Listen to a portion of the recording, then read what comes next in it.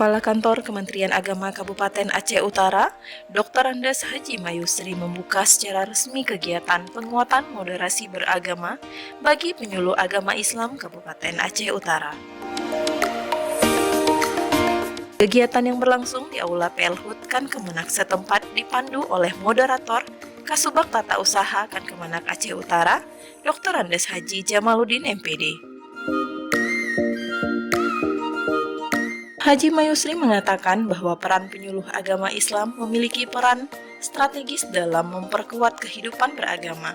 Di antaranya, tugas penyuluh agama meliputi agen moderasi, penjaga moral, dan penjaga akidah serta akhlak masyarakat, sehingga peranannya strategi sebagai garda terdepan Kementerian Agama. Dalam momentum tersebut, Kan Kemenak juga memberikan materi yang bertajuk moderasi beragama.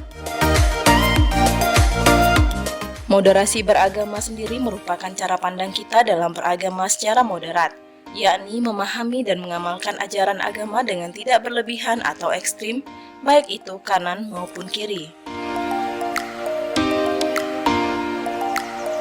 Sebelumnya, Kasih Bimas Islam Haji Asnawi SAG Emsos menyampaikan, penguatan moderasi beragama bagi penyuluh agama Islam ini diikuti 115 peserta terdiri dari penyuluh agama Islam PNS dan non-PNS di lingkungan Kan Kemenak Aceh Utara.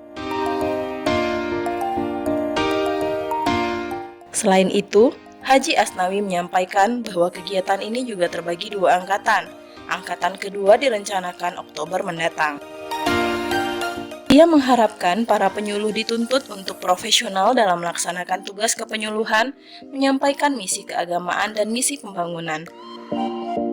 Selain Kepala Kan Kemenak Aceh Utara, Dr. Andes Haji Mayusri MAG, panitia juga menghadirkan pemateri Dr. Andes Tengku Haji M. Daud Hasbi MAG atau yang akrab disapa Abu Daud Hasbi, serta Dr. Andes Haji Zulkifli Idris MPD, di mana keduanya ini juga merupakan mantan Kepala Kantor Kemenak Aceh Utara.